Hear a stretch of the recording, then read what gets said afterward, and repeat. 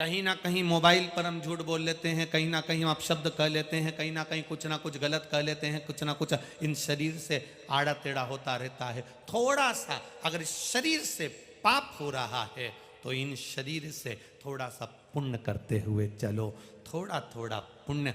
बाद में तुम सोचोगे बेटा करेगा, पत्नी करेगी, बच्चे करेंगे, कोई नहीं करेगा। वो करेंगे तो उनको मिलेगा, तुम करोगे तो तुमको मिलेगा। अपने हाथों से करते जाओ।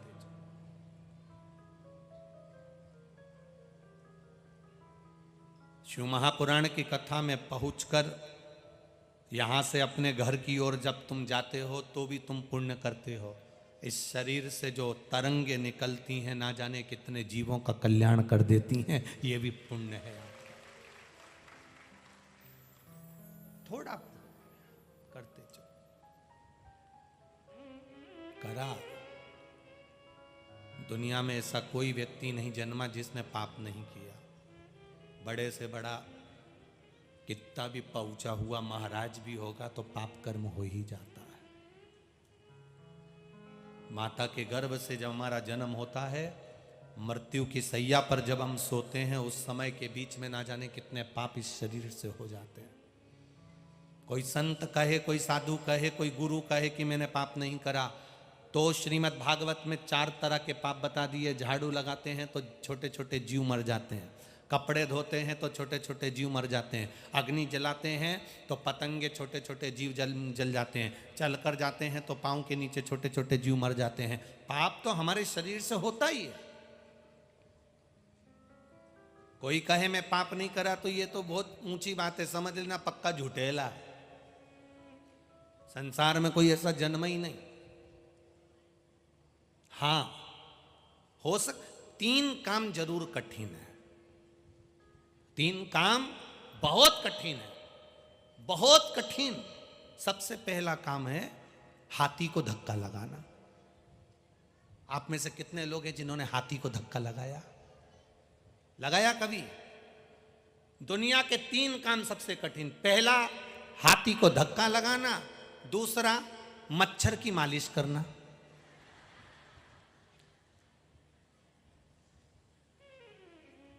तीन काम सबसे कठिन। पहला हाथी को जम के बोलो धक्का लगाना, दूसरा मच्छर की मालिश करना, और तीसरा काम सबसे कठिन है शादी के बाद मुस्कुराना। ये दुनिया का सबसे कठिन काम। शादी होने के बाद, शादी के पहले जितने स्माइल दे दिए, जितने खुश हो लिए, खूब नाच लिए, खूब प्रसन्न हो लिए, रसगुल्ला खा लिए, खूब नाश्ता कर लिए, शादी के पहले पहले तक ठीक है, पर शादी के बाद मुसद्दी लाल जैसा हो जाता है।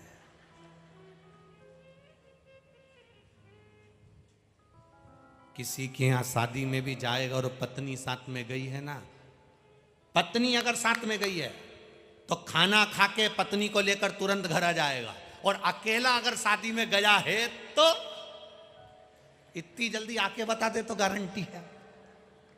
अकेला गया है तो फिर तो एंजॉय, प्रसन्न चित्त में। और अगर जगदम्बा साथ गई है फिर तो ये इतनी जल्दी बस तुरंत भोजन करा, चलो चलें। पत्नी कहती है रुको तो शरीर चलते थोड़ी देर में। इसको डर लगा रहता है कि मैंने अगर किसी को देख लिया और इसने मुझे देख लिया, हो गया कल्याण। इसलिए बेचारा केवल प्लेट देखता है, खाया प्लेट। लोग बाग आके मिले भी, क्यों रे बेरू कैसा है? हाँ ठीक हूँ। अच्छा, उसको लग भी रहा है, उसने कह भी दिया शादी के बाद बहुत बदला बदला दिख रहा है। अब उससे पूछो तो सरी, रोज गरजती और बरसती है प्रतिदिन। बादल तो सावन और भादों में बरसते हैं, ये तो प्रतिदिन ऐसी ऐसी गरजे। खूब लड़ी मर्दानी वो तो खूब लड़े भयंकर। तो 3 काम सबसे कठिन है। पहला बोलो जम के जरा, हाथी को धक्का लगाना, दूसरा मच्छर की मालिश करना, और तीसरा शादी के बाद मुस्कुराना। इसलिए शिव महापुराण की कथा तुम्हारे गांव में हुई है कि तुम यहाँ बैठ के मुस्कुरा लो, कोई मना नहीं करेगा, कोई को शंका भी नहीं होगी और कोई कुछ कहेगा भी नहीं। ये मुस्कुराने के लिए, रोने के लिए पूरी जिंदगी पड़ी है। माता कौशल्या के गर्भ से भगवान राम जी का प्रागट्य हुआ, माता कौशल्या की गोद में राम जी का प्रागट्य हुआ।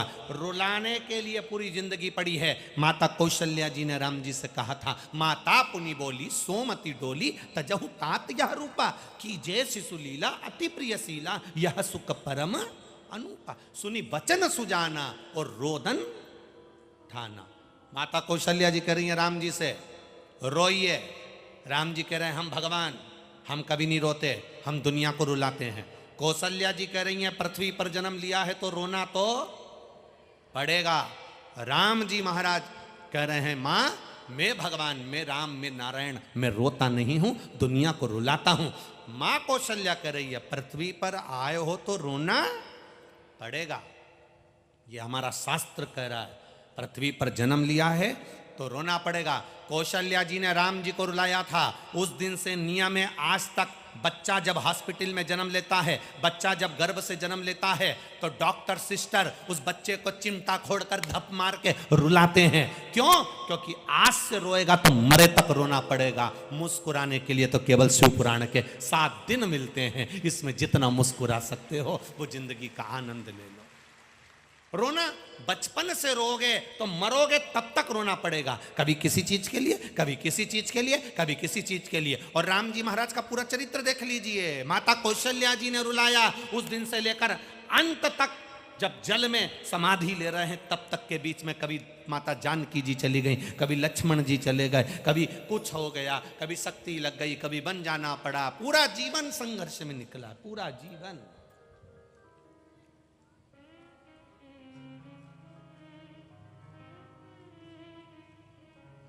वो तो परमात्मा थे। किसी ने पूछा राम जी तुम तो भगवान थे, फिर तुम ये जीवन तुम्हारा? राम जी कहते हैं कर्म गति बड़ी विचित्र है। कर्म गति। श्री स्वामी समर्थ जी ने चोलप्पा से कहा था कि कर्म गति का भोग तो चोलप्पा तुझे भी भोगना पड़ेगा। आज तूने धन एकत्रित कर लिया, मेरी पादुका को दर्शन करा करा कर तू करोड़पति बन गया, धनपति बन गया, वैभवपति बन गया, पर चोलप्पा तेरे को कर्म का भोग भोगना पड़ेगा, तू उसकी तैयारी करके रख लेना।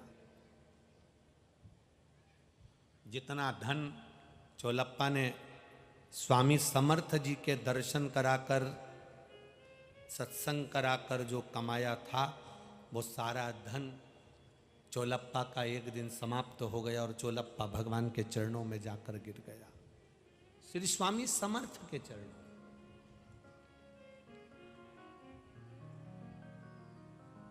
अहंकार में 3 गए, धन, वैभव और वंश। ना मानो तो देख लो रावण, कौरव और कंस, ये तीनों अहंकार में चले गए। धन भी गया, वैभव भी गया और वंश भी गया, रावण भी गया, कौरव भी गया और कंस भी गया। आप अपनी भक्ति के बल को बढ़ाओ, आप अपने विश्वास को बढ़ाओ। मंदिर जाना, शिव जी को जल चढ़ाना, शंकर भगवान को जल चढ़ाने का कारण क्या है? घर के बच्चों को भी आदत डाली है, बहुओं की भी आदत डाली है, सास की भी आदत डाली है, ससुर की भी आदत डाली है। घर में रहने वाले प्रत्येक पति को भी कह दो तुम दुकान 5 मिनट बाद खोलना, जाओ थोड़ा सा जल चढ़ा के आ जाओ। अरे तू भी वो सियोर वाले महाराज के चक्कर में पड़ गई, मुझे जल चढ़ाने का बोल रही है। क्या दिक्कत है जल चढ़ाने से? तकलीफ क्या है? क्या तकलीफ क्या है जल चढ़ाने से? जाओ, चले जाओ, जाओ। लोग कहते हैं सुदामा जी की जो पत्नी थी वो बड़ी तेज थी। सुदामा जी की पत्नी इतनी जिद्दी थी कि अपने पति के पीछे पड़ गई थी कि जाओ द्वारकाधीश के दरवाजे पर जाओ, जाओ द्वारकाधीश के दरवाजे पर जाओ। लोग कहते हैं सुदामा जी की पत्नी बड़ी क्रोधी थी, बड़ी जिद्दी थी। तो सुदामा जी की पत्नी जिद्दी थी तो उसने गलत क्या कहा? सुदामा जी की पत्नी जैसी दुनिया में किसी की पत्नी नहीं होगी।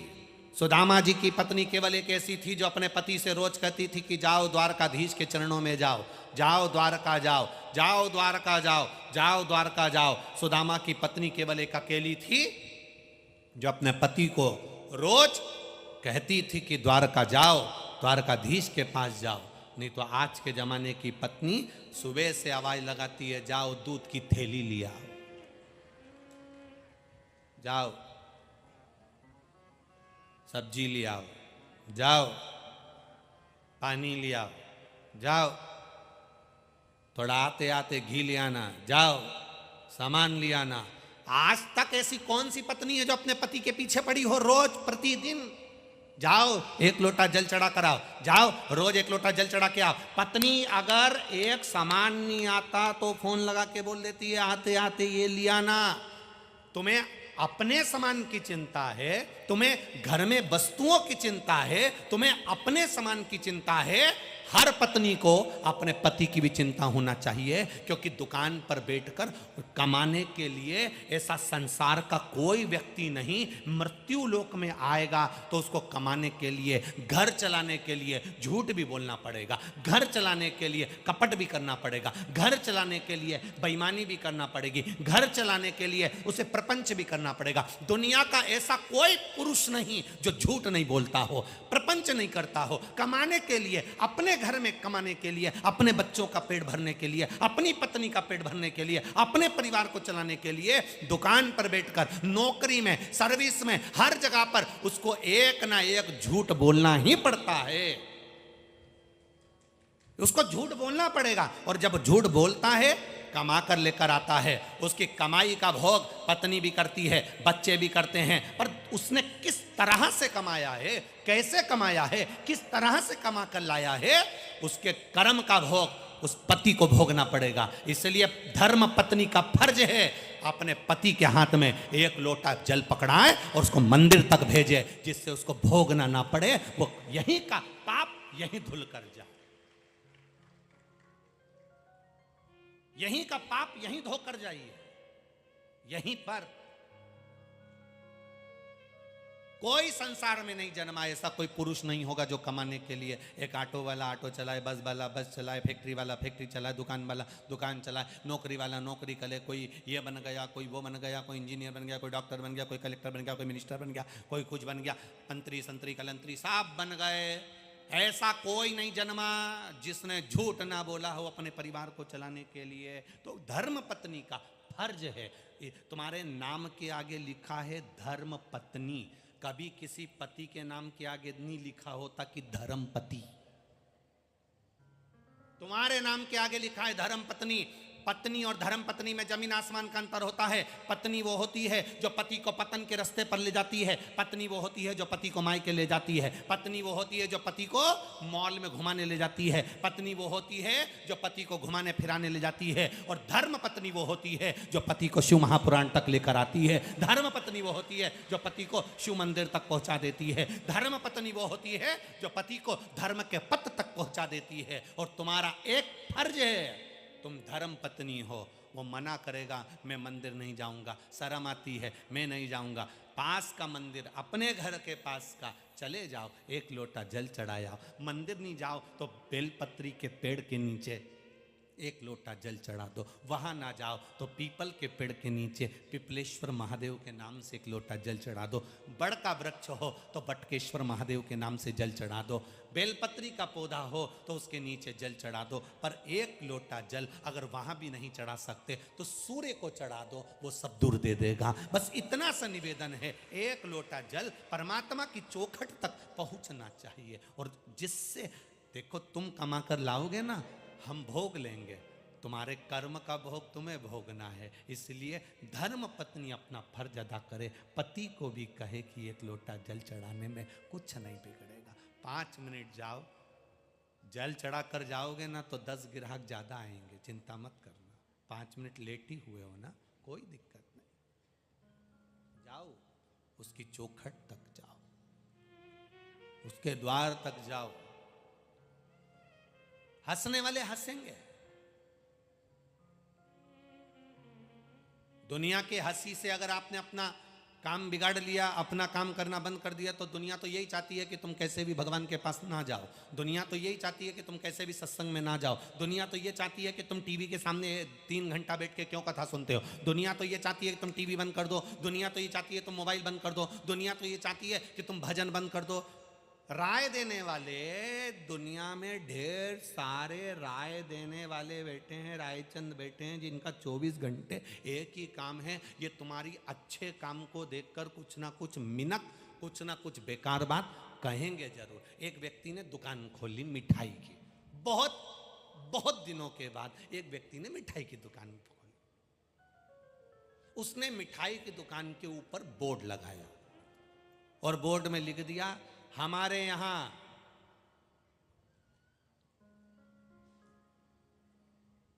ताजी मिठाइयां मिलती हैं। अब उसमें गलत लिखा गया, अरे जम के तो बोलो, नहीं लिखा।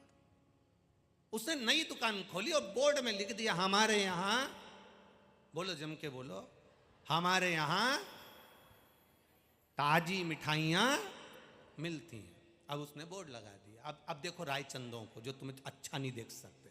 एक आ गया दांत खुरत्ता खुरत्ता मिठाई लेना,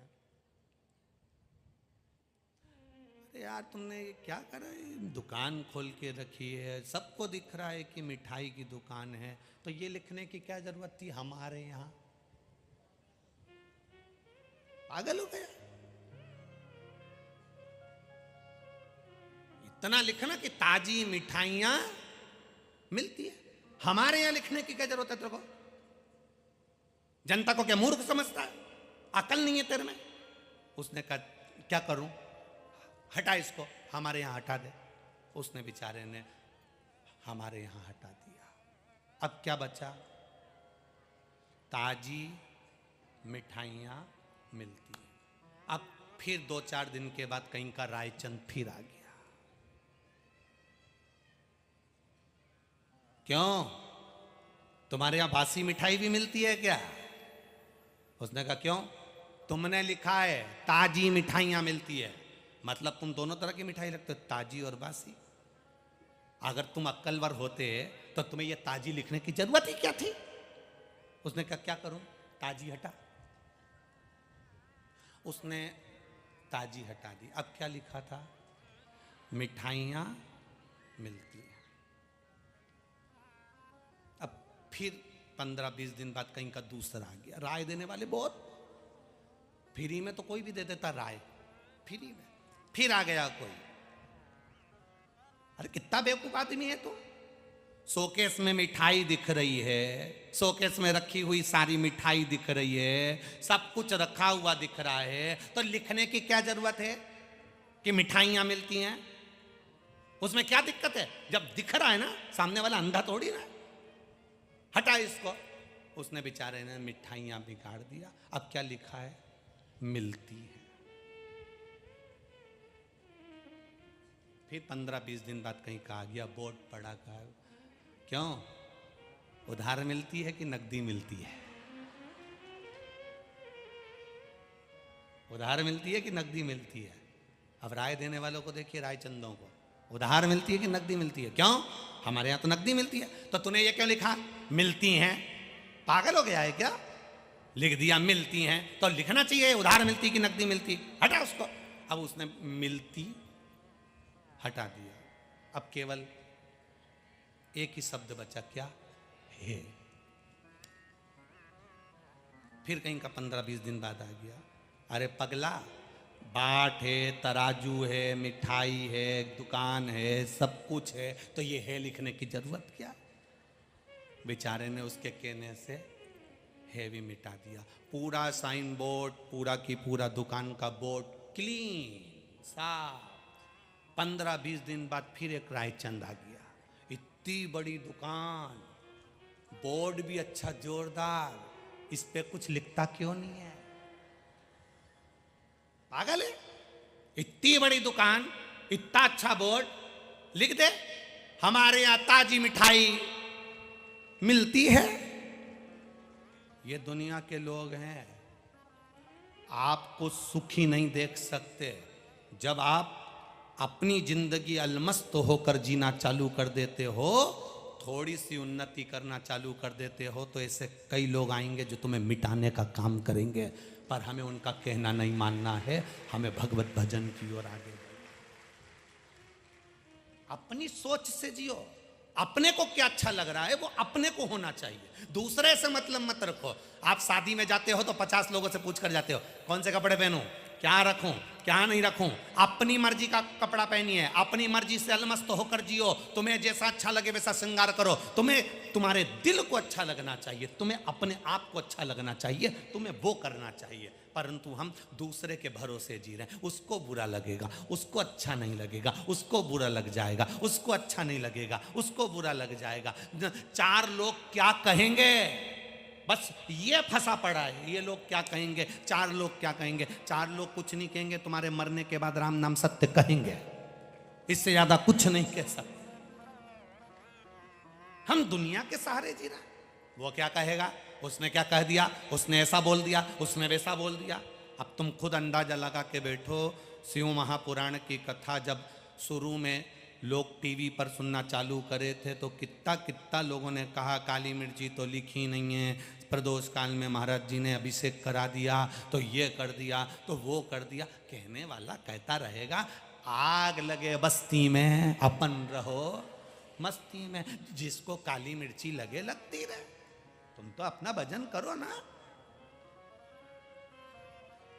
कहने वाले कहेंगे कहेंगे। आप अगर कथा में आओगे ना तो लोग कह देंगे अरे इतनी गर्मी में काहे को जा रहे हो, इतनी तेज गर्मी पड़ रही है। 48 डिग्री टेम्परेचर दोपहर में हो जाता, 42 डिग्री टेम्परेचर हो जाता, तुम इतनी गर्मी में जा रहे हो, क्या करोगे जाके? तो जो तुमको राय दे उसको हाथ जोड़ कर कह देना तुझे किसी ने बुलाया था ये बोलने के लिए कि तू हमको राय दे। तेरे यहाँ कोई पीला चावल देने गया था कि तू हमको राय दे। दुकान मेरी, बोर्ड मेरा, कमा में रहा हूँ, मेहनत में कर रहा हूँ, मेरी मर्जी से कमाऊंगा, मेरी मर्जी से रहूंगा।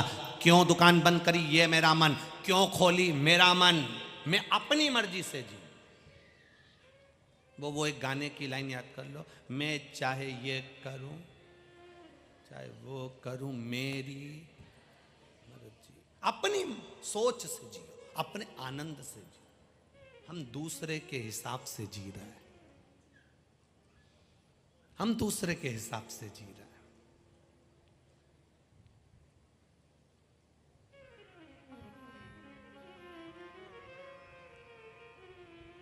एक स्टेटस भी अगर अपने मोबाइल में एक स्टेटस भी लगाते हैं तो ये सोच के लगाते हैं उसको अच्छा लगेगा कि उसको बुरा लगेगा। अपने को क्या अच्छा लग रहा है वो डालो ना। तुम्हें क्या अच्छा लग रहा है तुम वो डालो स्टेटस पे। हम स्टेटस भी डाल रहे हैं तो ये सोच के डाल रहे हैं कि उसको बुरा लगना चाहिए, उसको अच्छा लगेगा कि नहीं लगेगा। हम ऐसा डाल देंगे उसको बुरा लग जाएगा, हम ऐसा डाल देंगे उसको अच्छा लग जाएगा। हम दूसरे को अच्छा और बुरा करने में लगे, अपने को क्या अच्छा लग रहा है। अपना मोबाइल बैलेंस अपन डलवा रहे हैं तो अपनी मर्जी का स्टेटस लगाओ, जो तुम्हें अच्छा लगे वो लगाओ। कई लोग सोचते हैं ये वाले वो व्हाट्सएप पे बहुत सारे ग्रुप बने रहते हैं, तो तुम्हारे व्हाट्सएप पे भी बहुत सारे ग्रुप बने होंगे। ग्रुप में भी तुम मैसेज डालते हो ना तो ये सोच कर डालते होगे मैं डालूंगा मैसेज और ग्रुप वालों को बुरा लग जाएगा तो लग जान दो, ग्रुप से डिलीट कर देगा, इससे ज्यादा क्या होगा। पर अपने दिल की बात अपने ग्रुप में डाल दो, जो होगा देखा जाएगा। वो भी तो भेजते, अपन सुनते, अपनी मर्जी डालो, जो तुम्हें अच्छा लगे वो करो। किसी के कहने से नहीं, किसी की सोच से नहीं, दुनिया के लोग तुम्हें जीने नहीं देंगे। पार्वती मैया शंकर जी दोनों नंदी पर बैठकर जा रहे थे। देखने वाले ने देखते से ही कह दिया, बताओ बेचारा नंदी और दो दो बैठ के जा रहे। शंकर भगवान ने कहा, पार्वती एक काम करते हैं कि मैं अकेला नंदी पर बैठकर चलता हूँ। पार्वती जी नीचे उतर गई। किसी के कहने से शिव जी ने पार्वती को नीचे उतार दिया। फिर कहीं का मिल गया, बताओ कैसा है, बेचारी कोमल स्त्री पैदल चल रही है और इसको देखो तो नंदी पे बैठ के चल रहा है। शंकर भगवान ने कहा, पार्वती अब मैं नंदी पर नहीं बैठूंगा, तू बैठ जा। दुनिया के कहने में चलो तो पार्वती जी को नंदी पर बिठा दिया। थोड़ी दूर आगे चले, फिर कहीं का मिल गया, देखो तो जोरू के गुलाम को देखो जरा, पत्नी को नंदी पर बिठा दिया, खुद पैदल चल रहा है। अब तो पार्वती जी भी नीचे उतर गई, नंदी खाली जा रहा था। फिर कहीं का मिल गया, कैसे पगले हैं, इतना अच्छा नंदी है तो बैठ के क्यों नहीं जाते हैं। ये दुनिया है, जीने नहीं देगी। शिव जी ने पार्वती जी से कह दिया, अपनी जिंदगी को खुश होकर जीना, अपने आनंद को खुश होकर जीना, किसी के कहने पर मत जीना। अच्छा लगे तुम्हें, अच्छा लगे कि मुझे शिव पुराण में जाना है, मेरी मर्जी से जा रही हूं, मैं किसी के कहने पर नहीं। मेरा मन कर रहा है शिव पुराण में जाना, मेरा मन कर रहा है भगवत भजन करना, मेरा मन कर रहा है शिव मंदिर जाना है। अपने पति से वो कहो, सुनो शंकर के मंदिर जाया करो, एक लोटा जल चढ़ाया करो। बच्चों से कहो शिव मंदिर जाया करो, एक लोटा जल चढ़ाया करो, एक लोटा जल। सारी समस्या का हल एक लोटा जल। बोल बम का नारा है, बाबा के सहारे एक लोटा जल चढ़ाया करो। कुछ मिले ना मिले, उसकी भक्ति तो मिलेगी ना हमको, बहुत है भक्ति मिलेगी।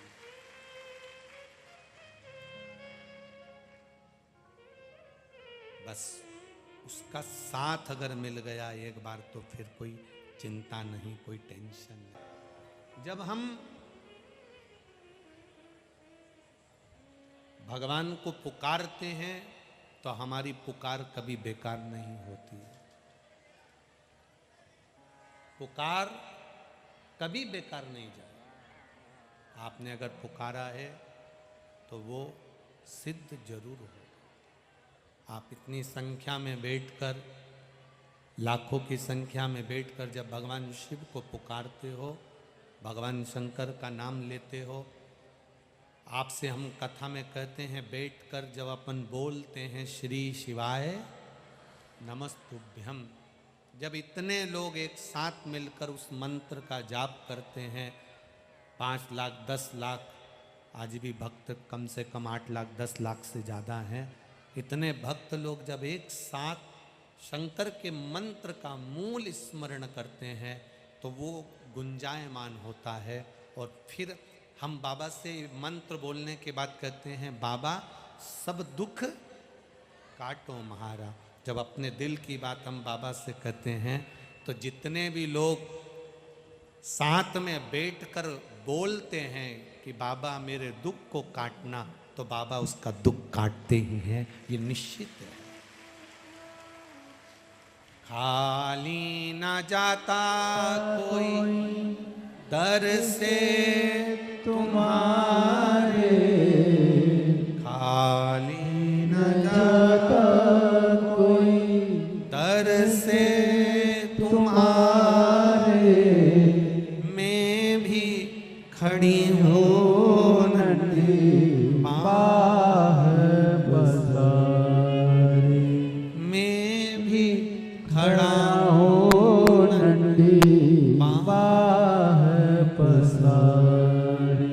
अपने हृदय से लगा लो गिरा जा उठा लो प्रभु अपने दर से अब तो न टालो, गिरी जा रही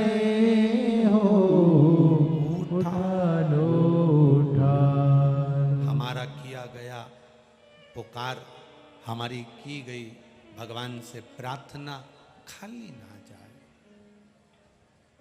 तारकासुर मरा, उसके बेटे तारकाक्ष, विदुमाली, कमलाक्षकी के भी प्राण छूटे। शिवजी ने एक रूप धारण करा जिसका नाम पशुपति नाथ। अब जरा समझिएगा, पशुपति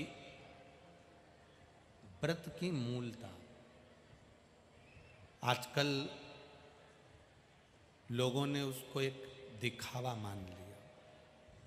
शिव पुराण कहती है पशुपति व्रत जो नारी करती है वो 5 सोमवार का रहता है।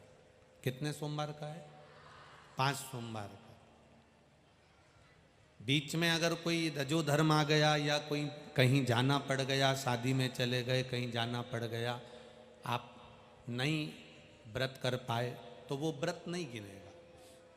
व्रत एक ही मंदिर में होता है। जिस मंदिर में पहला व्रत होगा, 5वां व्रत भी उसी मंदिर में होगा।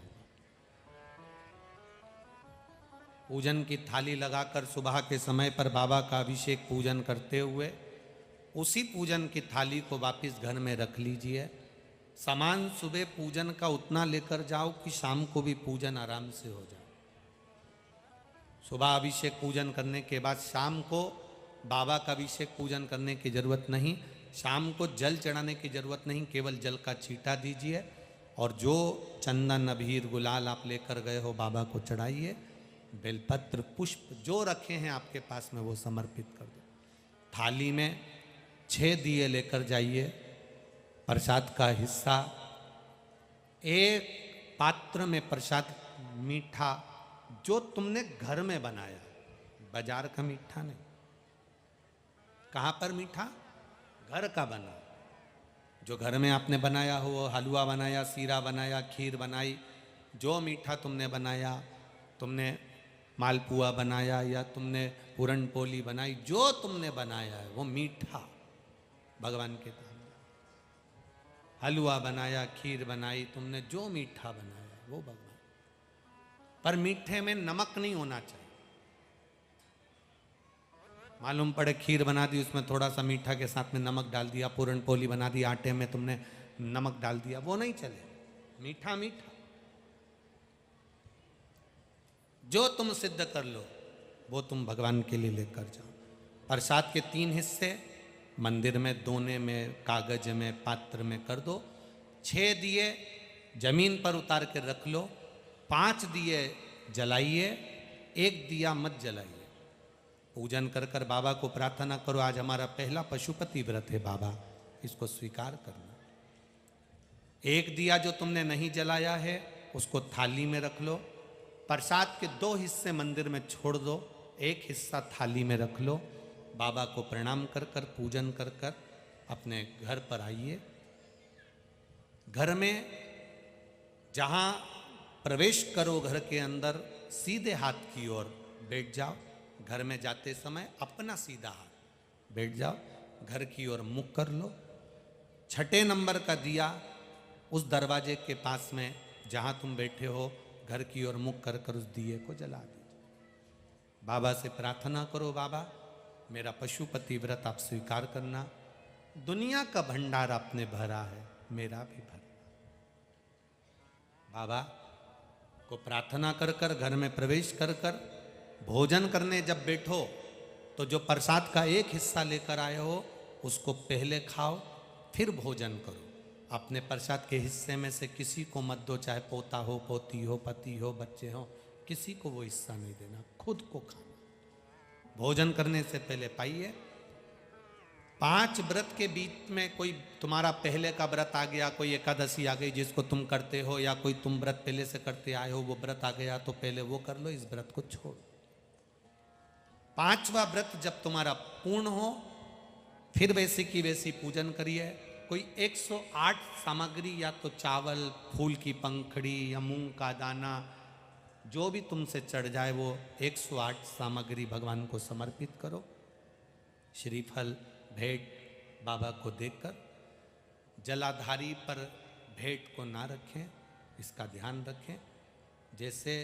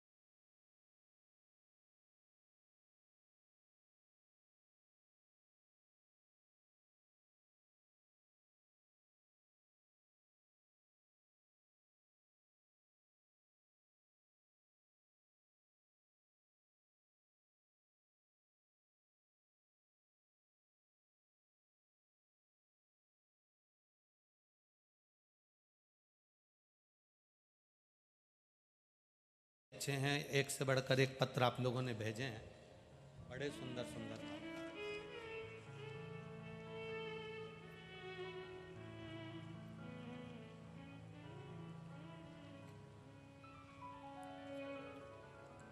मैं वैष्णवी सुरेश सिंह ठाकुर परवणी महाराष्ट्र से हूँ। मेरा मोबाइल नंबर ये है।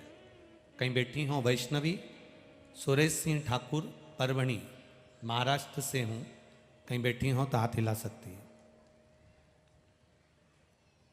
गुरुदेव में बाबा का क्या वर्णन करूं? सबके मुंह से सुना था कि एक लोटा सारी समस्या का हल है, पर विश्वास नहीं होता था। मैं 2019 से टीवी के माध्यम से कथा सुनती थी और नित्य नियम से एक लोटा जल शिव को अर्पण करना प्रारंभ करा। गुरुदेव, मैंने पशुपति व्रत भी किया और उसकी सफलता भी मिली। मैंने 2019 में महावितरण कंपनी के अंतर्गत विद्युत विभाग में अपना नौकरी का अप्लाई करा था, पर उसका कोई रिजल्ट नहीं आया। सब लोग मुझे कहने लगे कि सरकारी नौकरी कोई ऐसे ही नहीं मिल जाती है, कुछ खर्च भी करना पड़ता है और कुछ मेहनत भी करना पड़ती है। सरकारी नौकरी ऐसे कैसे मिल जाए? 2019 में दिया था गुरुदेव एग्ज़ाम, बाद में मैं शिव जी का पशुपति व्रत करने लगी, फायदा नहीं मिला। 19 पूरा निकल गया, 20 पूरा निकल गया, 21 पूरा निकल गया, मन हताश हो गया। मैंने व्रत करना बंद कर दिया।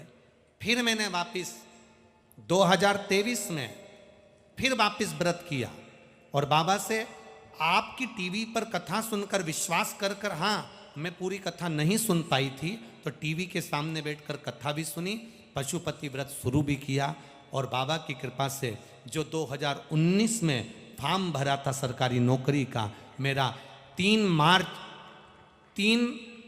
मई 2023 को मेरा इलेक्ट्रिक बोर्ड में सर्विस लग गई। बाबा की कृपा से मैं प्रणाम करने के लिए आई। ये शिव का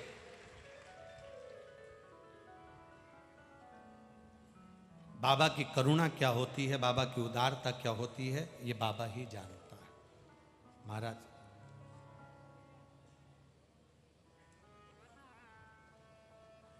इतने पत्र हैं, हम पढ़ेंगे तो लोग कहेंगे गुरुजी केवल पत्र ही पढ़ते रहते हैं। एक पत्र बड़ा सुंदर है। मैं राखी शांताराम मठोरे, महाराष्ट्र, गांव यवतमाल से हूँ। कहीं बैठी हो तो हाथ हिला सकती हैं। मेरा मोबाइल नंबर ये है।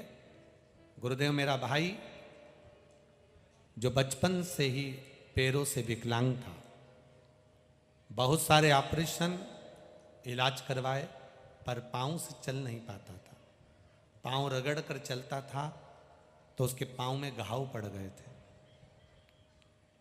डॉक्टरों ने ऑपरेशन का कह दिया था।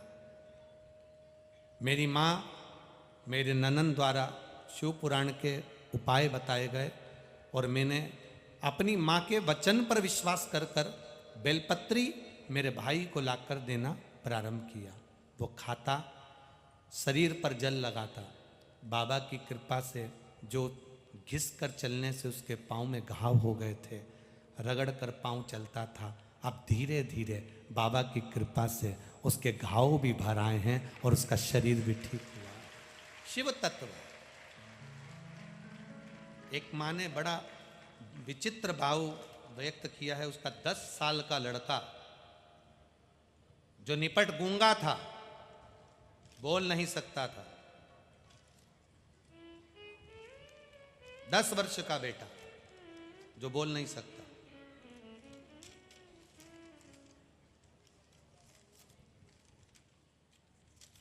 शिव की कृपा से, जिसने पत्र लिखा है वो अगर बैठे हों, क्योंकि ये है।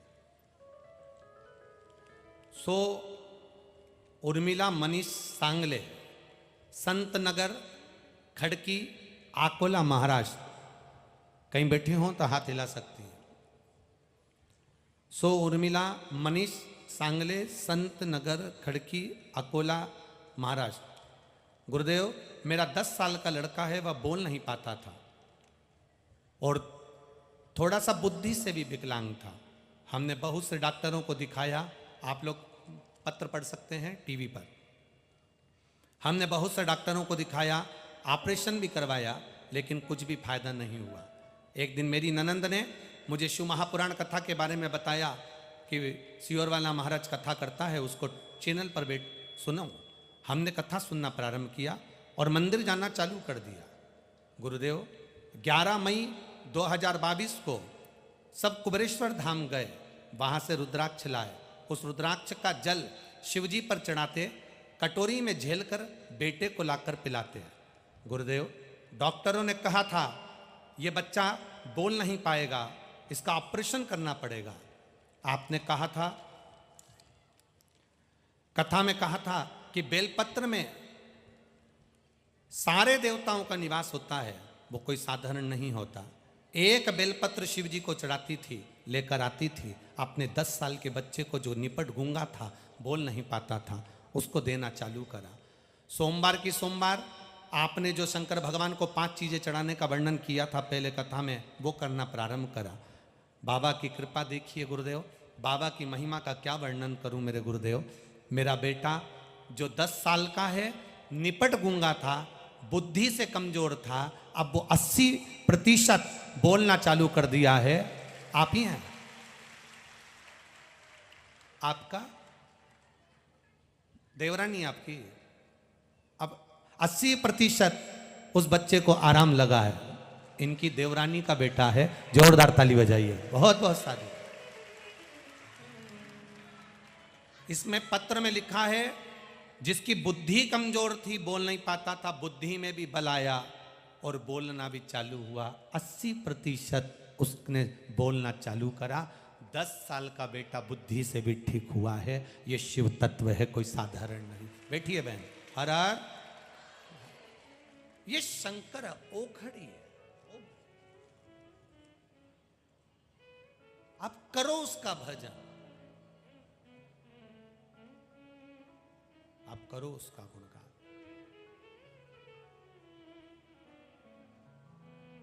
अरे भर दिया भंडार काशी,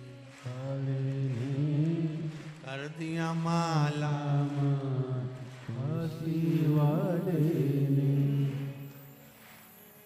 भर दिया, हाँ भर दिया, भर दिया हाँ भर दिया, भर दिया, हाँ भर दिया, भर दिया, भर दिया, भर दिया भंडार काशी,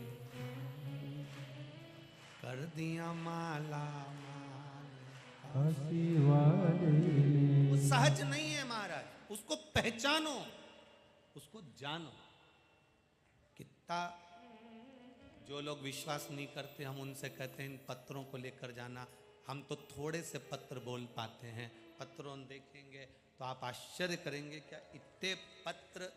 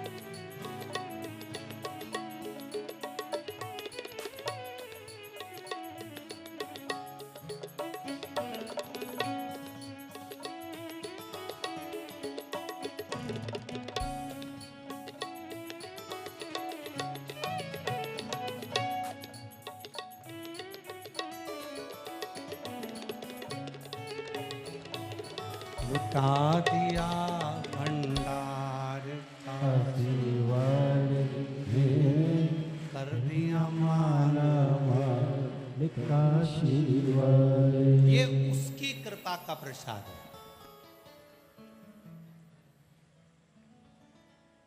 लोग कहते हैं शिव क्या देता है, हम कहते हैं इन पत्रों को यहां से उठा कर ले जाओ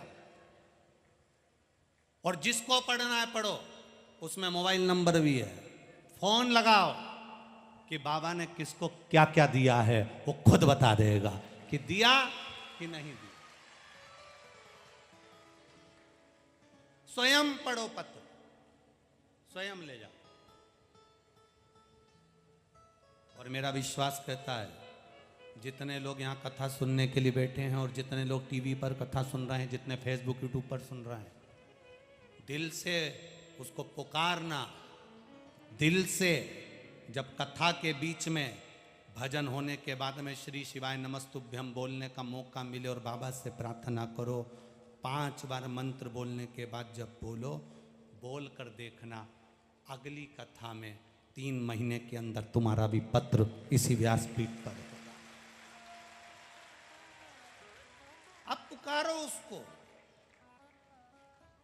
पुकार कभी बेकार नहीं जाती, भजन कभी बेकार नहीं जाता, सत्संग कभी बेकार नहीं जाता, संकीर्तन कभी बेकार नहीं जाता। भोलेनाथ दया करना, मैं तेरे भरोसे हूँ, ना घर के भरोसे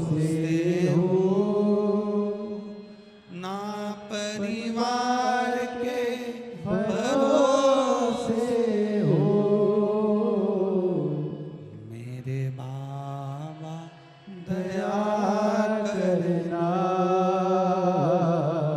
मैं तेरे भरोसे हूँ। आप उसके सहारे जब रहोगे तो सुख पा जाओगे, आनंद पा जाओगे। आज ये चौरसिया परिवार शिव महापुराण की कथा के जो यजमान बने हैं, कहीं दुबे परिवार शिव पुराण कथा के यजमान बने हैं, समझ लेना कि ये शंकर जी की कोई कृपा हुई होगी चौरसिया परिवार दुबे परिवार पर, तो उन्होंने पकड़ रखा और कथा करवा ली।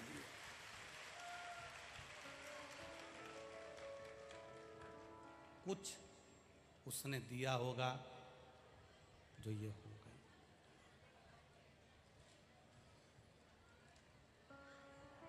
आप लोगों ने दिल से सुनी, श्रवण किया।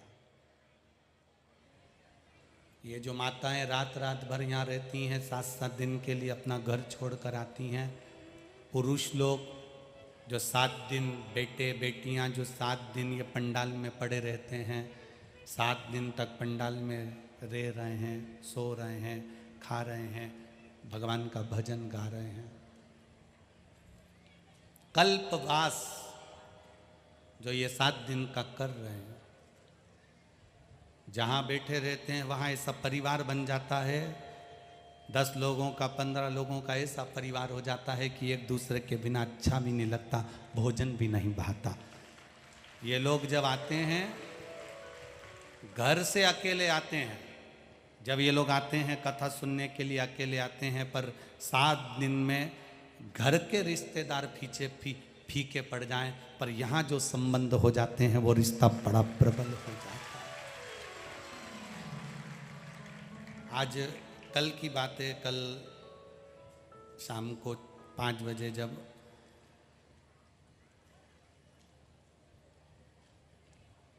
एक बच्चे ने बड़ा सुंदर प्रश्न किया।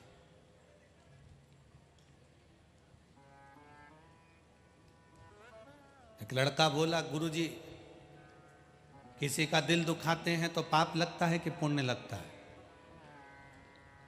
तुम्हारा क्या कहना है? जम के बोलो जरा। पाप लगता है। किसी का दिल दुखाते हैं तो पाप लगता है कि पुण्य लगता है? हमने कहा पाप लगता है बेटा। कहा गुरुजी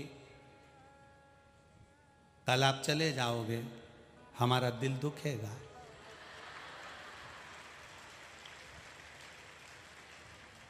तो आपको पाप नहीं लगेगा? हमने कहा तू ये बता पहले कि तू आया कहाँ से? कहा अक्कलकोट से आया हूँ। तो मैंने कहा तेरे को स्वामी समर्थ ही भेजे हैं, पक्का बात है बेटा।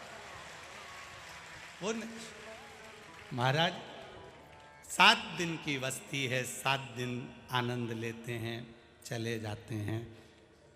जिंदगी भर की याद आकोला वालों के हृदय पर छप जाती है, छूट जाती है।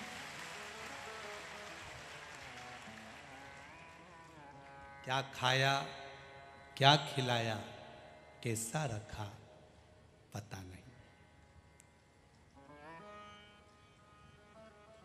कथा कभी धन से नहीं हुई, कथा जिसने दिल से कराई उसने छप्पर फाड़ कर दे दी। जो धन कमाने के लिए अगर कथा का क्रम करते हैं या धन के लिए कथा का स्मरण करते हैं तो वो बाद में दर दर की ठोकरें खाता है।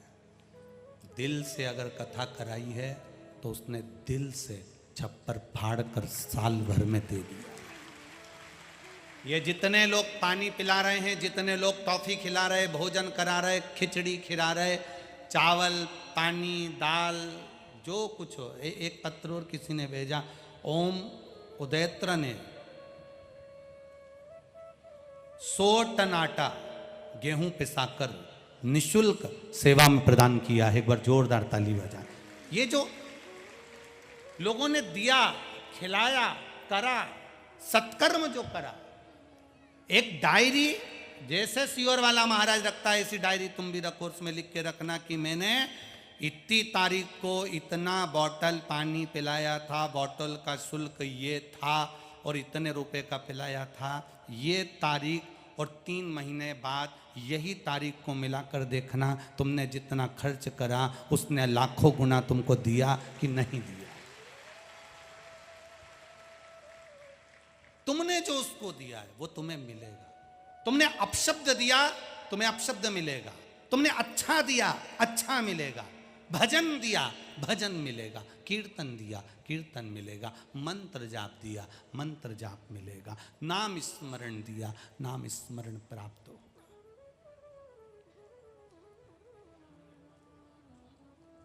भजन कीर्तन को व्यापारीकरण से दूर होकर करोगे तो सुख का अनुभव हो जाएगा। स्वामी समर्थ भी चोलप्पा और सुंदरबाई को कहते रहे,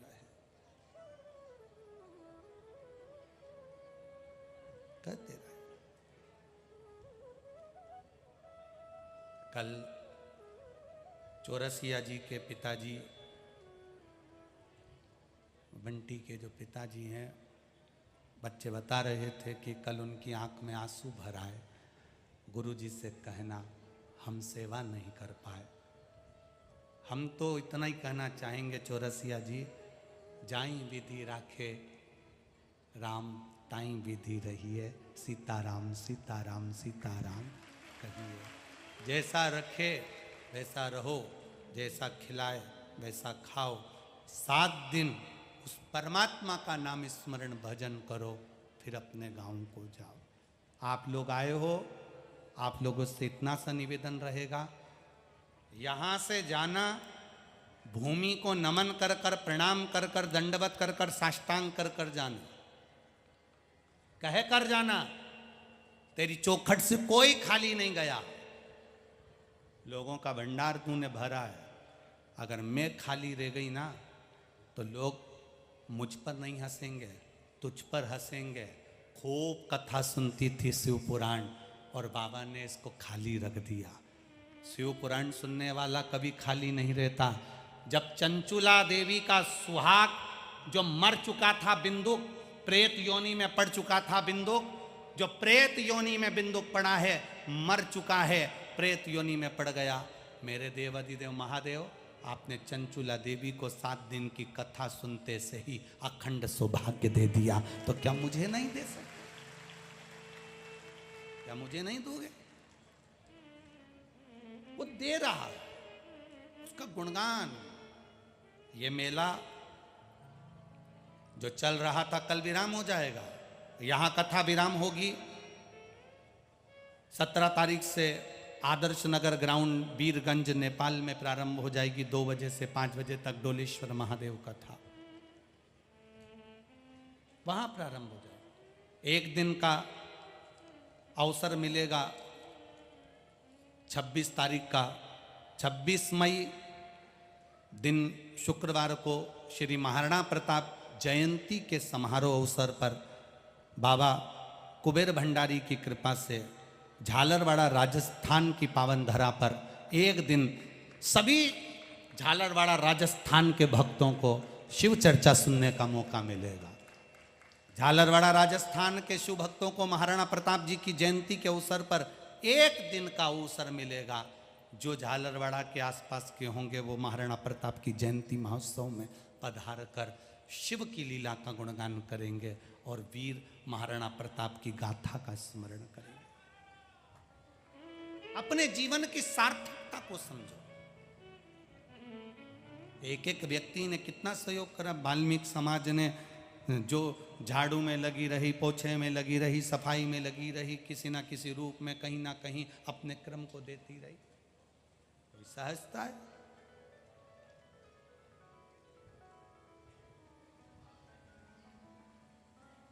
कोई सहज है क्या? वाल्मीकि समाज के कुछ लोग हैं क्या यहाँ पर जो 24 घंटे सेवा में लगे हैं? शासन लगाए प्रशासन लगाए पर उनकी सेवा, कचरा उठाना, झाड़ू लगाना, गंदगी को साफ करना, आज लोग तो कर जाए गंदगी, वो लगा रहे।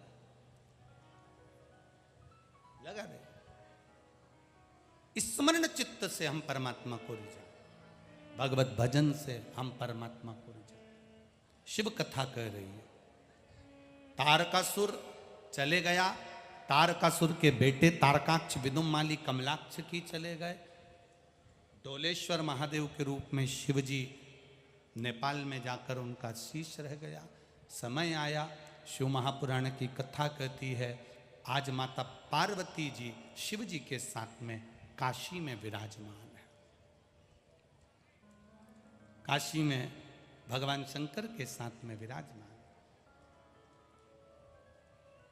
और जब काशी में भगवान शिव के साथ में माता पार्वती जी बैठी हैं, हम जिस सेवा के क्रम में लगे हुए हैं, हम जिस सेवा के भाव में लगे हैं, उस सेवा का भाव हमारा निर्मल होना चाहिए।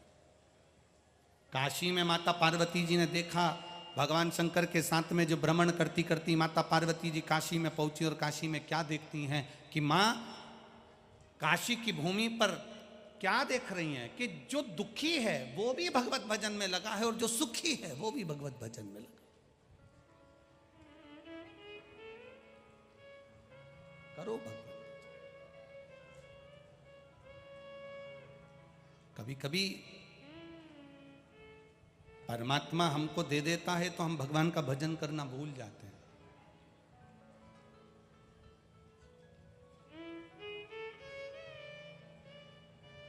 दृष्टि भले ना बदले पर दृष्टिकोण बदलना चाहिए। एक अंधा व्यक्ति शंकर जी के मंदिर में दर्शन करने आ गया। सारे मंदिर में जितने लोग बैठे थे वो सब हंसने लगे। अंधा व्यक्ति शंकर जी के मंदिर में दर्शन करने आया, जितने लोग बैठे थे वो सब हंस रहे थे। अंधे व्यक्ति से किसी ने पूछ लिया, बाबा क्या करने आए हो? बाबा बोले, दर्शन करने आया। कैसे देखोगे? तुम्हारी आंखें नहीं हैं। कैसे दर्शन करोगे? तुम्हारे नेत्र नहीं हैं। अंधा व्यक्ति बोला, मैं नहीं देख सकता तो क्या हुआ, मेरा महादेव तो मुझे देख लेगा। अंधा है, दृष्टि गड़बड़ हो सकती है पर दृष्टिकोण गड़बड़ नहीं होना चाहिए। श्रेष्ठ हो।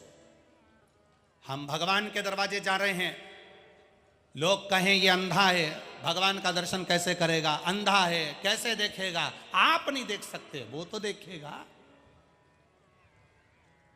जिसकी हजारों आंखें हैं, हजारों हाथ हैं, वो देता है तो छप्पर फाड़ कर दे देता है, वो तो देख रहा है। आप नहीं देख रहे चलेगा, पर वो देखेगा। मत बुरे कर्म कर बंदे, वरना पछताएगा। भगवान की आंखों से तू बच नहीं पाएगा, तू बच नहीं पाएगा। अरे ओ अज्ञानी मत करना। हम परमात्मा के भजन में लगे रहें। कौन देख रहा है हमको, मतलब नहीं। कौन हमको पूछ रहा है, मतलब नहीं। कहाँ बैठे हो, मतलब नहीं।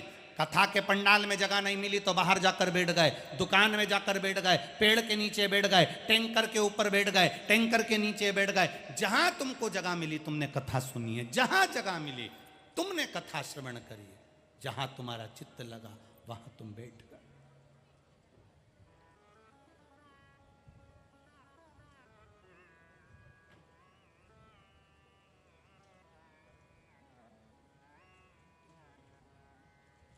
परसों के दिन कथा में परभणी के सांसद जी आए थे।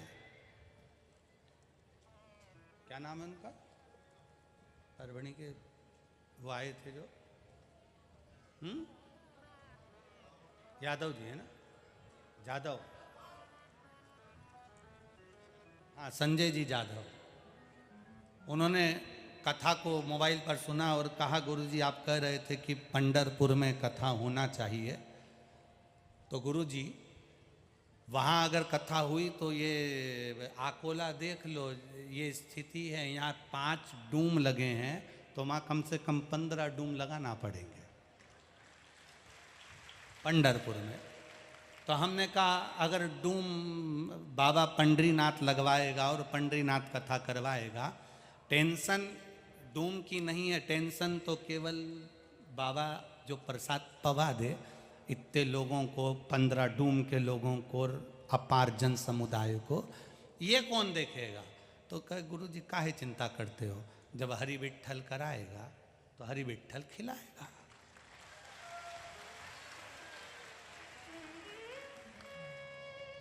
कितनी सरल भाषा में उन्होंने, संजय भाई जादव जी ने कह दिया, गुरु जी कथा का पंडाल की व्यवस्था विट्ठल नाथ की कृपा से हो जाएगा, आपके जो भगत होंगे वो करेंगे, भोजन व्यवस्था हरि विट्ठल की कृपा से अगर 20 लाख भी आ गए तो भूखे नहीं जाएंगे, सारी व्यवस्था हम करवा देंगे।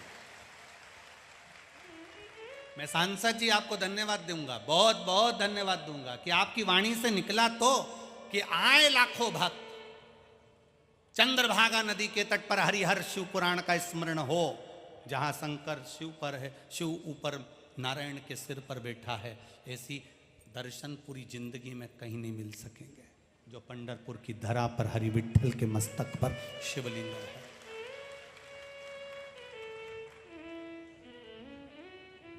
हम भी प्रयास करेंगे। उन्होंने कहा भोजन व्यवस्था बाबा करवा देगा, पंडरीनाथ करवा देगा। जब भोजन व्यवस्था हो गई है तो ये व्यवस्था के लिए भी 10-11 जजमाने से ढूंढ लेंगे कि पंडाल भी लगा ही देगा, कहीं ना कहीं व्यवस्था करेगा। और प्रयास करेंगे साल भर 1.5 साल के अंदर पंडरीनाथ हरि विट्ठल के पावन चरणों में एक विशाल शिव महापुराण की कथा पंढरपुर की पावन धरा पर। बोल बम का नारा है, बाबा एक सहारा है, नहाने की भी टेंशन नहीं रहेगी तुमको, क्योंकि वहाँ मेरी माँ चंद्रभागा है, डुबकी लगाना बैठ जाना। करेंगे कुछ जजमानों ऐसे जुड़ेंगे जो ये सब व्यवस्थाएं बाबा कराएगा, करेंगे व्यवस्था, हरि विट्ठल करेगा।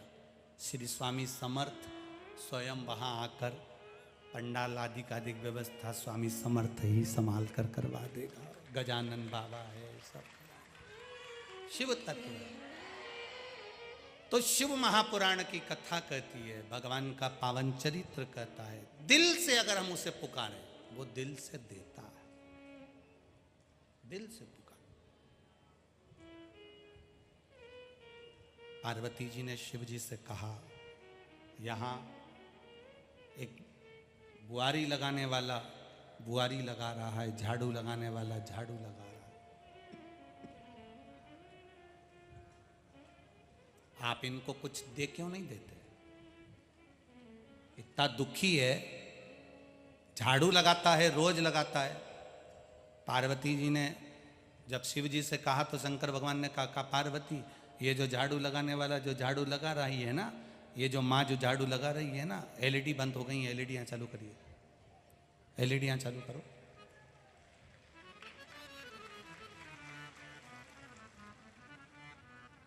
ये जो झाड़ू लगा रही है ना बूढ़ी माँ, बचपन से आज तक ये झाड़ू लगाने का ही काम करती है। इसका काम ये कहीं नहीं लगाती, केवल काशी विश्वनाथ का जो शिखर है उस शिखर की छांव जहां जाती है ये झाड़ू वहां लगाती है। शिखर की छांव जहां जाती है ये झाड़ू वहां लगाती है। जरा विचार करिएगा, हमारे यहाँ लोगों ने इतना भ्रमित कर दिया कि मंदिर के शिखर की छांव जिस घर पे पड़ती है वो घर नष्ट हो जाता है। ये दुनिया के लोग कहते हैं, शिव पुराण कहती है, शंकर की चौखट की भी छांव अगर तुम पर पड़ जाए तो तुम्हारा जीवन सार्थक हो जाता है, जीवन का कल्याण हो जाता है। मात्र शिव के शिखर का दर्शनम सर्व पाप नाशनम। शंकर भगवान के शिखर का दर्शन, भगवान के मंदिर के शिखर का दर्शन हजारों पापों को नष्ट कर देता है। उसके चौखट के सामने से निकल जाना हमारे जीवन का सुख प्रदान कर देता है।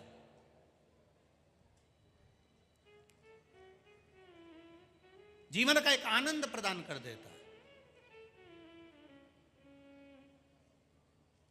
सीहोर में जब रुद्राक्ष अभी तो नहीं मिल रहे, परंतु जब वितरण चालू होंगे साल भर में भी पूर्ति नहीं हो जाएगी, 2-2 साल बांट देंगे। पर जब रुद्राक्ष लेने के लिए आप आए तो एक निवेदन आपसे रहेगा, कंकर संकर की भूमि पर जब आप बैठो, जमीन पर जब आप बैठो, अभी तो मां तो निर्माणाधीन है। बात तुम सोचो कि भोजन व्यवस्थाएं चल रही है तो थोड़ा वीआईपी भोजन अभी जैसे बाबा के यहाँ चलता, गजानन बाबा के यहाँ बन चुका है, तो हाल भी बन गया, भोजन भी ठीक तरह से हो जाता है। ये व्यवस्थाएं सब निर्माणाधीन है, अभी चल रहा है। तुम सोचो कि बहुत वीआईपी व्यवस्था में मिल जाए, वहाँ गादी मिल जाए, कम्बल मिल जाए, सब फ्री मिल जाएगा। गादी लो, सो, कम्बल लो, ओढ़ो, वापिस जमा कर दो, भोजन है फ्री मिल जाएगा, आप आराम से लो। इतने भगत लोग कराते हैं, प्रेम से पाओ, स्नान करो वाशरूम आदि में, आराम से पाओ रुद्राक्ष लेकर। पर कंकर संकर की भूमि पर जब आओ, थोड़ी देर बैठना, बन सके तो शरीर का एक लोट लगा लेना उसके चरणों में, कंकर शंकर की धरा पर एक गुलटैया लगा लेना, उससे निवेदन कर लेना, तेरे दरवाजे पर आई हूं, कभी खाली नहीं गई। लोग कहते हैं कि कुबेरेश्वर धाम जो आता है वो बैग 3 महीने नहीं खोलता, 3 महीने के अंदर वो बैग वापिस लेकर आ जाता है।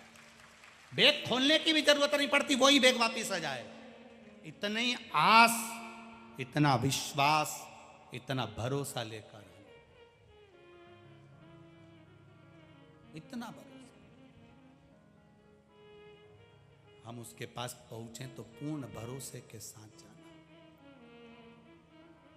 पूर्ण भरोसे के साथ। शिव पुराण में मंदिर, तुम्हारे घर के पास में जो शंकर जी का मंदिर है, घर के पास में शिव जी के मंदिर पर जल चढ़ाने जाना तो पूर्ण विश्वास के साथ जाना, भरोसे के साथ। पार्वती जी शिव जी से कहती हैं कि इस बूढ़िया, ये जो झाड़ू लगा रही है, पोछा लगा रही है, ये बूढ़ी, शंकर भगवान कहते हैं इसका पूरा बचपन निकल गया झाड़ू लगाते लगाते। ये झाड़ू भी वहां लगाती है जहां शिखर की छांव पड़ती है, वहां झाड़ू लगाने जाती है। तो एक काम करो ना प्रभु, इसको धनवान क्यों नहीं बना देते? शंकर भगवान बोल रहे हैं, ले मैं तुझे एक हीरा देता हूं, ऐसा कोहिनूर हीरा बुढ़िया को दे दे, जहां कचरे का ढेर है वहां पटक दे। पार्वती जी ने कोहिनूर हीरा कचरे के ढेर में पटक दिया। बुढ़िया ने झाड़ू लगाई, कोहिनूर हीरा मिला, बुढ़िया ने अपने पल्लू में उस हीरे को बांध लिया, हीरे को पल्लू में बांध, हीरा ले गई। घर पहुंची, कोहिनूर हीरे को देखा, वो हीरा जिसको प्राप्त कर लिया उसने उसकी 7 पीढ़ी बिना काम करे भोजन कर सकती है। इतना कीमती हीरा उस बुढ़िया को पार्वती जी ने दे दिया। अब पार्वती जी बोली, बस बुढ़िया को हीरा मिल गया, पैसा मिल गया, 7 पीढ़ी उसकी बैठकर खा सकती है, इतना कीमती हीरा बुढ़िया को मिला है। अब ये झाड़ू नहीं लगाई। दूसरे दिन फिर पार्वती जी शंकर जी के साथ घूमने गई तो फिर वो झाड़ू लगाती मिल गई। फिर वापिस झाड़ू लगा रही है। पार्वती जी ने शिव जी से कहा, इसको इतना कीमती हीरा मिला, इतना पैसा मिल गया, इसको इतना कीमती हीरा मिल गया, काय को झाड़ू लगा रही है ये? पार्वती जी से शंकर भगवान बोले, तू खुद जाके पूछ ले। पार्वती जी ने बुढ़िया का रूप रखकर बूढ़ी माँ से पूछा, माँ तेरे को कल यहां से हीरा मिला है? बूढ़ी माँ ने कहा, कोहिनूर हीरा मिला है? हाँ। कितने का है? कि मेरी 7 पीढ़ी बैठकर खा लेगी, इतना कीमती हीरा मुझे भगवान ने दिया है। तो माँ फिर तू झाड़ू क्यों लगा रही है? अब तो तू करोड़पति बन गई, कीमती हीरा तेरे को मिल गया, अब क्यों झाड़ू लगा रही है? बूढ़ी माँ कहती है, अब तो और मेरी 7 पीढ़ी झाड़ू लगाना बंद नहीं करेगी, क्योंकि इसी के दरवाजे से तो मिला है, इसी की चौखट से तो मिला है। जिसने तुमको औलाद दे दी, जिसने तुम्हें कैंसर से बचा लिया, जिसने तुमको किडनी लीवर से बचा लिया, जिसने तुमको ठोकरों से बचा लिया, जिसने तुमको खड्डे में पड़े थे, कर्जे में पड़े थे, उसमें से उबार दिया, यहाँ जितने लोग कथा सुनने बैठे हैं, इतने लोगों को मेरे भोलेनाथ ने कुछ ना कुछ जरूर दिया है, मेरा विश्वास कहता। उसने दिया है इसलिए तुम कथा में पहुंचे हो, नहीं तो पहुंचते भी नहीं। उसने दिया, किसी को धन दिया, किसी को पुत्र दिया, किसी को संतान दी, किसी को रोग से मुक्ति दी, और किसी को दिल में विश्वास दिया, भरोसा दिया, दृढ़ता दी। उसने दिया तो तुम कथा तक पहुंचे हो। तो वो देता है तो ये विचार करना कि हमें उसका दरवाजा नहीं छोड़ना। आज ज़्यादा मिल गया, मालूम पड़े तुमने भजन छोड़ दिया, श्री शिवाय नमस्तुभ्यम छोड़ दिया, भगवान के मंदिर में जाना छोड़ दिया ना। जिसके दरवाजे से मिला है उसका द्वार मत छोड़ो, बन सके उसके द्वार जाते रहो, जाओ उसकी चौखट पर। कई लोग कुबेरेश्वर धाम आते हैं और आकर कहते हैं गुरुजी हमने तो नियम बना लिया, महीने में एक बार आ जाते हैं, कोई कहता है साल में एक दो बार आ जाते हैं, कोई कहता है 6 महीने में पहुंच जाते हैं। हमने कहा ऐसा नियम उसने दिया है, वो कुबेर भंडारी ने हमारा भंडार भरा है, तो हम भी उसकी चौखट पर आकर प्रणाम कर कर चले जाते हैं। और क्या चाहिए? वो गजानन बाबा, वो श्री स्वामी समर्थ, वो हरि विठल दे रहा है, तो उसकी चौखट पर जाने में क्यों देरी कर, क्यों देरी कर?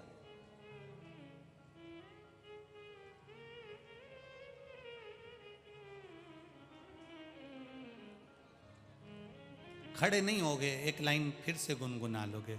लुटा दिया भंडार काशी वाले, कर दिया माला काशी वाले ने लुटा दिया, हाँ लुटा दिया, लुटा दिया भंडार काशी वाले ने कर दिया माला। काशी वाले ने। बस उसकी कृपा से हमको मिल गया, जो मिला वो कम ना मिला। झाड़ू लगाना बुढ़िया ने नहीं छोड़ा। पार्वती जी कहती हैं तू इतनी करोड़पति बन गई, अब क्यों लगा रही? उसी के दरवाजे से मिला। उसकी चौखट जो है वो परमात्मा की शरणागति में चले जाता है और ये जन्म और मृत्यु के प्रपंच से छूट जाता है। आप कथा में बैठकर जो ये 3 घंटे की कथा होती है, उस 3 घंटे की कथा में से 2.5 घंटा आपको मिलता है। उस 2.5 घंटे में आप व्यर्थ की बातों में अगर समय निकाल दें तो फिर परमात्मा की प्राप्ति कैसे हो?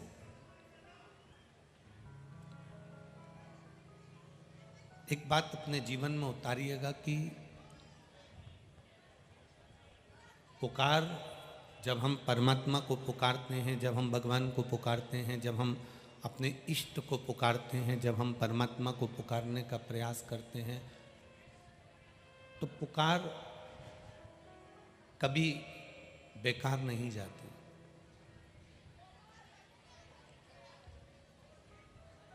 पुकार कभी बेकार नहीं जाएगी। आपने अगर परमात्मा को पुकारा है, आपने अगर भगवान को पुकारा है, तो आपकी पुकार कभी बेकार नहीं हो।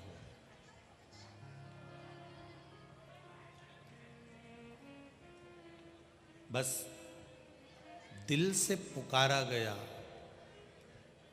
एक बच्चा घर में रो रहा है, किसी ने कहा तुम्हारा बच्चा रो रहा है, तो माँ अपने काम में लगी रहती है। माँ उस बच्चे को मालूम है उसको कि ये रोएगा थोड़ी देर, उसकी आदत है, रोता रहता। माँ उसको उठाने के लिए नहीं जाएगी, क्योंकि काम करूं कि उठाऊं। मुझे काम भी तो करना है, और बच्चे को दिन भर अगर गोदी में लेकर बैठी रहूंगी तो काम कौन करेगा? अगर मैं बच्चे को रोज गोदी में लेकर बैठी रहूं तो ये कार्य घर का कौन संभालेगा? माँ, बच्चा रो रहा है, माँ उस बच्चे को गोदी में नहीं ले रही है, पर वही बच्चा जब एकदम चीख कर रो दे वही बच्चा एकदम चिल्ला कर रो दे या चीख कर रो दे तो माँ सारा काम छोड़कर भागती कि नहीं भागती? बोलो, जम के भागेगी ना। बच्चा वैसे ही रो रहा है तो माँ को मालूम है कि इसकी आदत है, ये तो रोता रहेगा, मैं अपना काम करती रहूँगी। पर वही बच्चा जब एकदम चीख कर रो दे तो माँ एकदम दौड़ कर भागती है, एकदम भाग कर जाएगी, दौड़ती दौड़ती जाएगी कि मेरा बच्चा क्यों चीखा आखिर। बस पुकार भी दो तरह की होती है। एक दिन भर तुम भगवान के सामने बैठकर पुकारते रहो, पुकारते रहो, पुकारते रहो, पुकारते रहो। हाथी भी बार बार भगवान को पुकार रहा था, पर आखिरी में हाथी ने जम के भगवान को दिल से पुकारा, और जब दिल से पुकारा तो फिर भगवान सुदर्शन चक्र लेकर पधारे। उसी तरह आप जब दिल से पुकारोगे तो परमात्मा आएगा जरूर, ये निश्चित है। जिसने दिल से पुकारा है उसने आने में देरी नहीं करी। कर्मा पुकारी तुझे मीरा पुकार। कर्मा ने भी उसको पुकारा, मीरा ने भी उसको पुकारा, नामदेव जी ने भी उनको पुकारा, तुकाराम जी ने भी उनको पुकारा।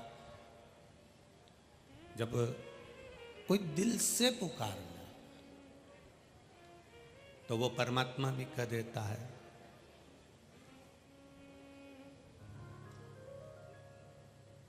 कि मंदिर से दौड़ा चला आऊंगा, कोई दिल से पुकारे, कैलाश छोड़ चला आऊंगा, कोई दिल से पुकारे। मीरा पुकारी तुम्हें कर्मा पुकारी, मीरा पुकारी तूने कर्मा पुकारी। अमृत का प्याला लिए लाऊंगा, कोई दिल से पुकारे। भक्तों के लिए दौड़ा आऊंगा, कोई दिल से पुकारे। जब हम बच्चा दो तरह से रोता है, एक बच्चा रोया माँ उठकर नहीं गई, दूसरा बच्चा चीख कर रोया माँ दौड़कर चली गई। आप भगवान को पुकारो, मना नहीं, पर पुकारने में भी तुम्हारे दिल का भाव होना चाहिए।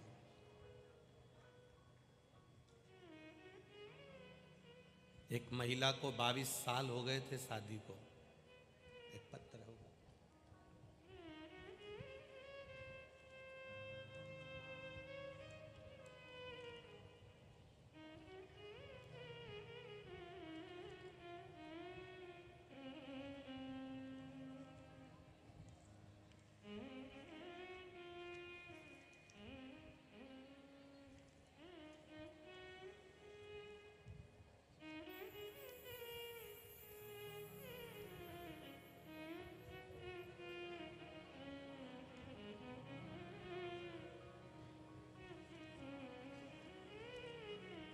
शिव कृपा किसको कहते हैं?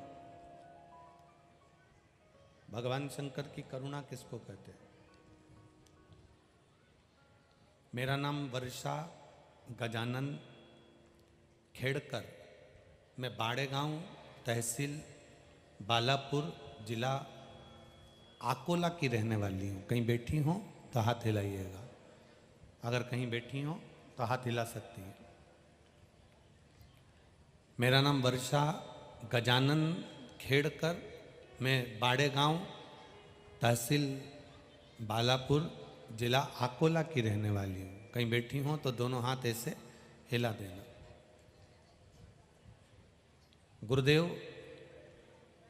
22 वर्ष शादी को हो गए थे। जिस समय तक लोग अपनी आस भी छोड़ देते हैं, जो कि मैंने भी छोड़ दी थी। संतान का सुख नहीं था 22 साल शादी के होने के बाद। सारे अस्पताल जितने भी हैं, कोई हॉस्पिटल नहीं छोड़ा, टेस्ट बेबी भी करवाया, सब कुछ किया, पर संतान का सुख नहीं पाया। जब आखिरी में एक बार टीवी पर कथा सुनी, जब 22 साल निकल गए, कथा सुनना प्रारंभ करा, और कथा सुनना जब प्रारंभ करा तब पशुपति व्रत के बारे में जाना, और मेरी माँ ने उस पशुपति व्रत की पूरा विधान मुझे बताया। मैंने व्रत किया और बाबा की कृपा से आज मेरी गोद भर गई, और मेरी गोद में 2 साल का बच्चा है, 2 महीने का बच्चा है। पत्र में लिखा उन्होंने कि ये पढ़ें पत्र, आप भी पढ़ा करो पत्र।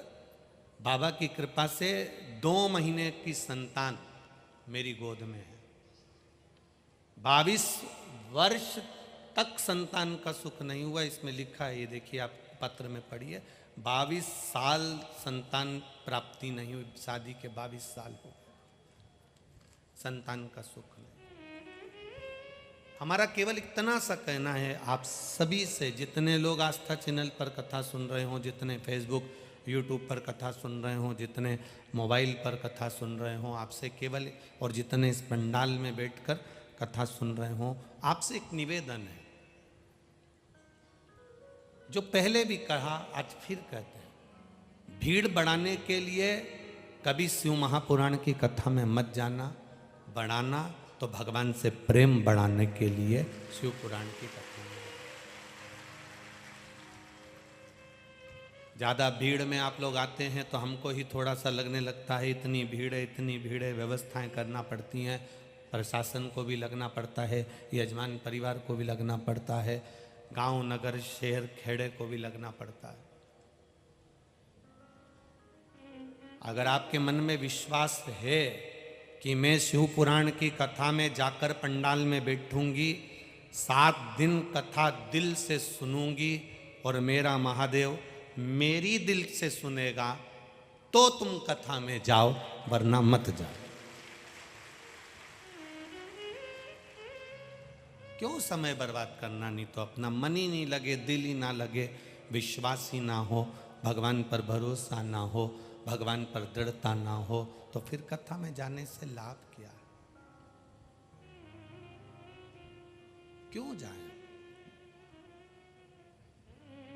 बच्चा रोया, मां ने उसको नहीं उठाया, पर बच्चा चीख कर रोया, मां ने उसको गोदी में उठाया।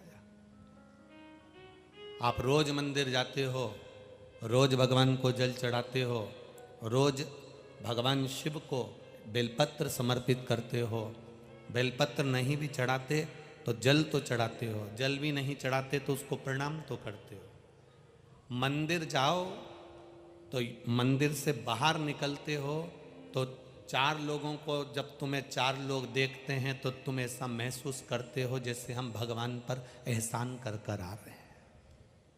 हम भगवान को जल चढ़ा के नहीं, कुछ एहसान कर कर आ रहे हैं।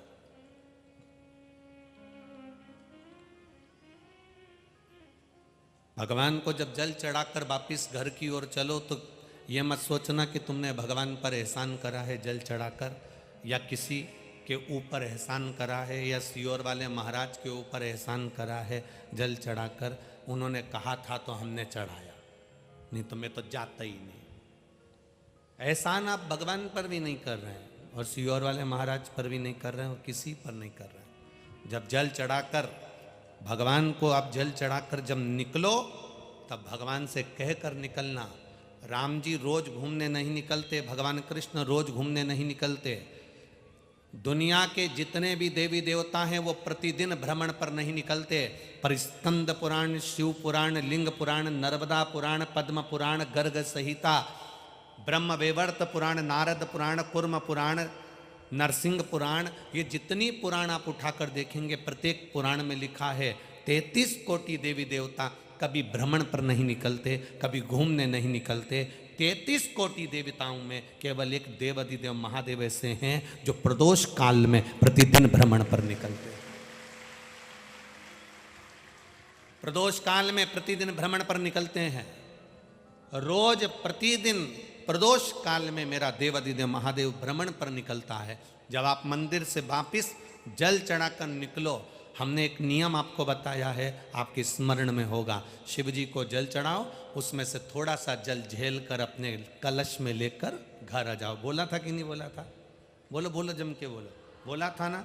घर पर लेकर आओ, थोड़ा सा छीट दो या आचमन कर लो, या घर के लोगों को पीने के लिए आचमन के लिए वो दे दो। उसका कारण क्या है? क्यों कहा कि मंदिर का जल झेल कर लिया ना? खाली पात्र मत लेकर आना, उसमें 2 बूंद भले जल लेकर आना, पर वहां से जल चढ़ा हुआ लेकर आ जाना। क्यों कहा?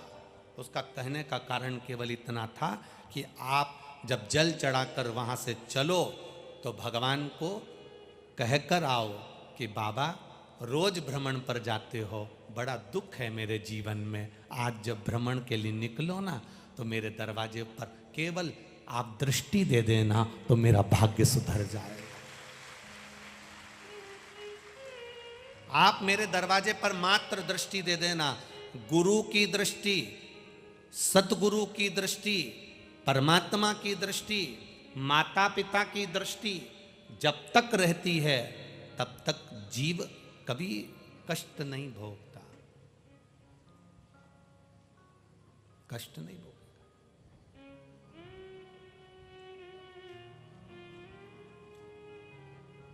महाराज, आप जल चढ़ाकर जब जल वापिस लेकर आते हो ना, तो ये जल वापिस नहीं ला रहे हो। वो एक बात बहुत ध्यान से सुनिएगा। एक मित्र, एक पति अपनी पत्नी से कहता है, सुन, शाम को मेरा दोस्त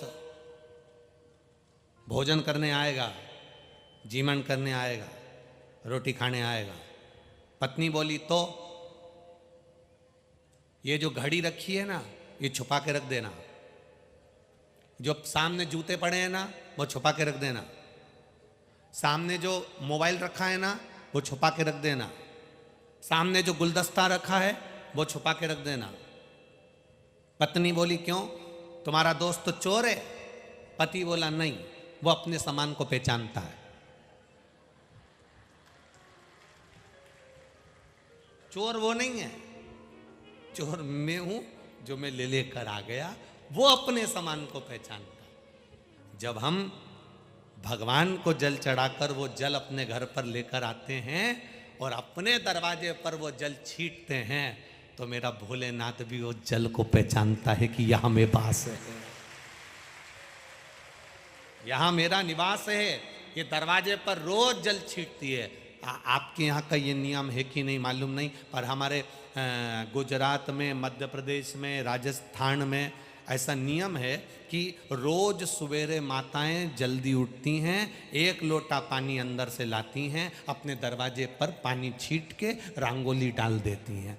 यहाँ ऐसा है कि नहीं वो पता नहीं, है ना ऐसा कि रोज प्रतिदिन घर की माँ अंदर से जाएगी, गांव गांव, खेड़े खेड़े, छोटे छोटे से गांवों में घर से अंदर से पानी लाएगी, बाहर डाल देगी। छत्तीसगढ़ में भी ऐसा है, छत्तीसगढ़ में भी पानी लाएगी, बाहर डालेगी और थोड़ी सी रंगोली सफेद लेके आई और यूं डाल डुला के और पहुंच जाए।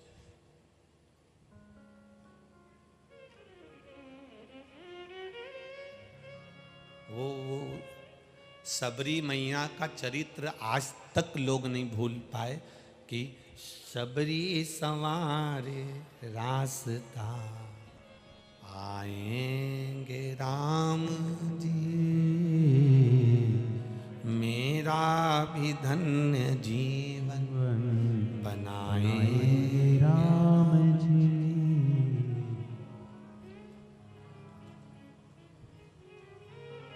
दिल से वो भगवान को पुकार रहे। शबरी सवारे रास्ता, आएंगे राम जी,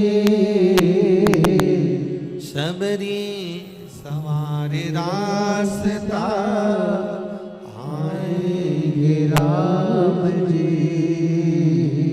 शबरी रोज प्रतिदिन दरवाजे पर बुआरी लगाकर, झाड़ू लगाकर रंगोली डाल देती है, फूलों की सेज बिछा देती है, वो नियम हमारे भीतर। हम जब शंकर भगवान को, शिवालय को, शिवलिंग को एक लोटा जल चढ़ा कर आए, थोड़ा सा जल लेकर आकर अपने दरवाजे की चौखट पर, अपने द्वार के ऊपर छीट दें, आचमन कर लें उसमें से। जब द्वार पर छीटेंगे, भगवान रोज प्रदोष काल में शाम के समय मेरे महादेव पार्वती को लेकर, गणेश जी को लेकर, रिद्धि सिद्धि को लेकर, सारी सिद्धियों को लेकर भगवान प्रतिदिन निकलते हैं। और जब भगवान प्रतिदिन निकलते हैं तो उनके आप और सरल भाषा में समझो, आपके घर का कोई सामान पड़ोसी के दरवाजे पर रखा हुआ देख लो, तुम जा रही हो और तुम्हारा कोई सामान जिसको तुम पहचानती हो पड़ोसी के यहाँ दरवाजे पर लगा हुआ है, तो पहचानोगे कि नहीं पहचानोगे? अरे बोलो जम के, पहचान जाओगी ना। बगल वाली से कह दोगी मेरे घर का सामान इसके यहाँ कैसे आ गया, दरवाजे पे कैसे लगा है, ये तो मेरे घर का था, ये तो मेरे द्वार का था, फिर ये लेकर क्यों चली गई? मन नहीं मानेगा तुम्हारा। आखिर में तुम 2 बार उसको मुड़कर देखोगी, मेरा ही है ना, लग तो मेरा ही रहा है। बस तुमने 2 बार मुड़कर देख लिया और देखा तो उसके दरवाजे पर ही था ना। अगर जल का छींटा हमने हमारे द्वार पर दिया है और महादेव ने शाम के समय देख लिया कि मेरा ही जल है ना, बस दृष्टि पड़ गई उस चौखट पर, तो दरवाजा भले बंद हो, हमारा भाग्य का दरवाजा परमात्मा खोल देता है। द्वार भले बंद हो पर भाग्य का द्वार परमात्मा खोल देता है।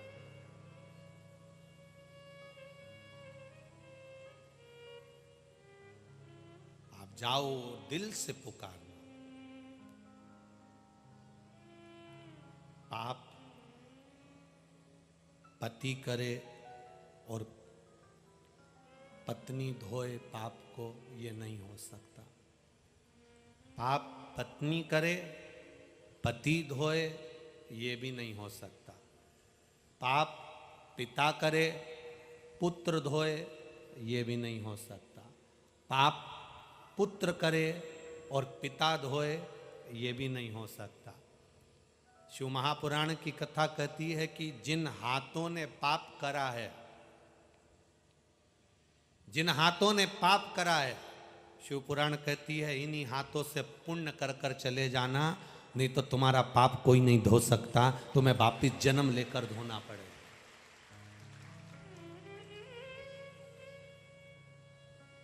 अगर ये हाथ पाप करे हैं तो इन हाथों से पुण्य करते चलना।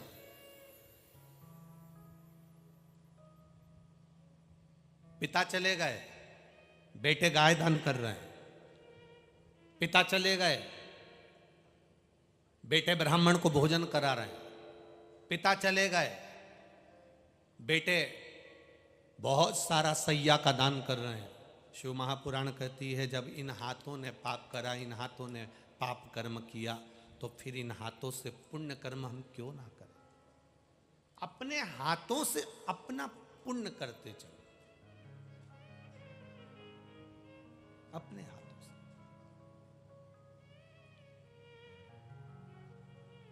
जब हम अपने हाथों से अपना पुण्य करते हुए चलते हैं तो जिंदगी की सार्थकता अपने आप प्राप्त हो जाती है।